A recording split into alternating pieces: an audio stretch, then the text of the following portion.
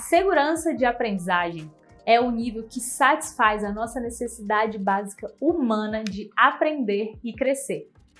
A gente sente segurança quando a gente está envolvido em todos os aspectos do processo. Quando a gente pode fazer pergunta, dar feedback, pedir feedback, experimentar erros, cometer erros e sabendo que a gente não vai ser punido por isso.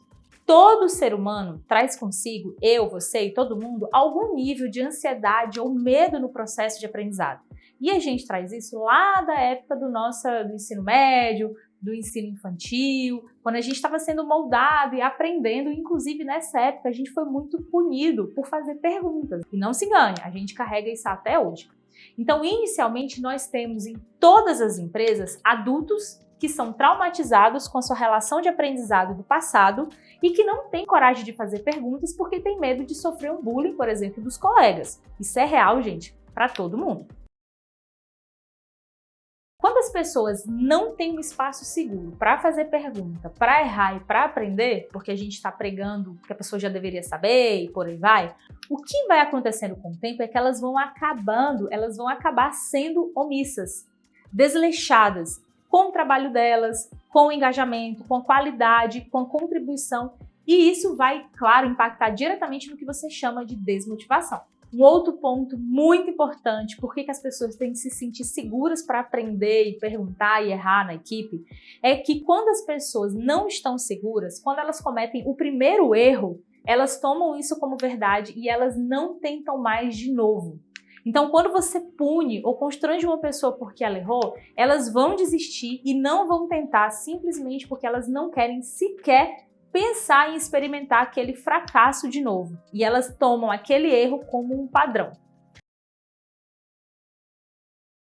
Agora que você entendeu, eu vou novamente fazer algumas perguntas reflexivas para você perceber se você contribui ou não para esse segundo nível de segurança de aprendizagem. Como que você tem contribuído para o seu time se sentir seguro ou inseguro quando você está presente?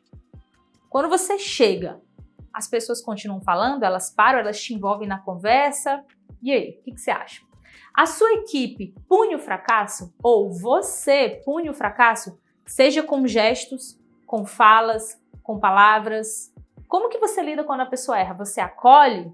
Você usa a vulnerabilidade no seu próprio aprendizado? Ou seja, você fala que você não sabe, você pede ajuda, você se coloca nesse lugar de aprendiz? Ou, quando você começa a trabalhar com novas pessoas, você julga imediatamente que elas têm ou não têm aptidão? Ou você deixa a fofoca rolar na sua equipe? Como que você contém esse impulso? Ou, como que você ajuda a diminuir a barreira da ansiedade do grupo, daquelas pessoas que são mais tímidas, mais medrosas e mais inibidas? Como que você faz para realmente envolver essas pessoas no grupo? O que você faz em especial para elas? Bom, essas são algumas perguntas importantes para sua reflexão e agora a gente vai falar de algumas estratégias práticas para você implementar esse segundo nível de segurança psicológica.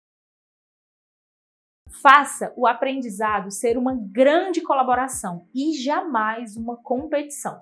Se o aprendizado se torna uma competição entre ganhar e perder, entre aparecer mais um que o outro, o que vai acontecer é que as pessoas que são muito competitivas vão ficar muito ansiosas para jogar. E as pessoas que não são competitivas simplesmente desistem e nem sequer entram no processo de aprendizado.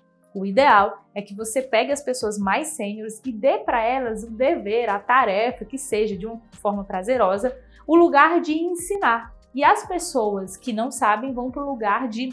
Não é nem que não sabe, né? Mas que não são tão competitivas, vão para o lugar de se nutrir com esse conhecimento. Então, ao invés de colocar as pessoas para competirem, coloquem as pessoas para colaborarem. Avalie o estilo de aprendizagem à disposição de cada pessoa. Essa é a segunda estratégia. Cada pessoa tem um estilo de aprendizagem totalmente diferente e uma disposição totalmente diferente. Alguns aprendizes são mais visuais, outros são mais auditivos, outros gostam de aprender sozinho, outros gostam de aprender em grupo. Algumas pessoas são autodirigidas, autodesenvolvidas, proativas e outras nem tanto. Muitas pessoas odeiam sala de aula, você já entendeu, então você como líder vai ter que entender quais os padrões de aprendizagem de cada pessoa da sua equipe. Você vai observar como elas se engajam, como não se engajam, Você vai perguntar como que essas pessoas preferem consumir conteúdo e você vai adaptar isso para o seu modelo de trabalho, inclusive nos planos de desenvolvimento individuais, o famoso PDI. 3. Incentive seus alunos particulares e públicos. Calma que eu vou te explicar.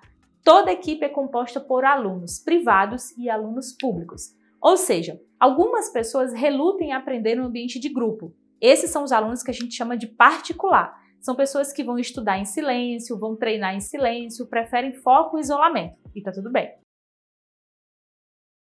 Outros são aquelas pessoas que aprendem por meio da interação social. São pessoas que vão ficar muito entediadas se elas tiverem que fazer alguma coisa ou aprender sozinhas. Então, o que você tem que fazer? A mesma coisa que eu falei na dica anterior. Conseguir entender que tipo de aluno é esse e como você vai respeitar. Isso é muito importante, não forçar a pessoa a aprender do jeito que você quer, todo mundo do mesmo jeito. E, claro, adaptar o tipo de conhecimento e, como é que eu posso dizer? Criar mesmo um plano de desenvolvimento individual, que quer dizer que ele é personalizado para cada pessoa. E o quarto é compartilhar a sabedoria, compartilhar as vitórias e os conhecimentos.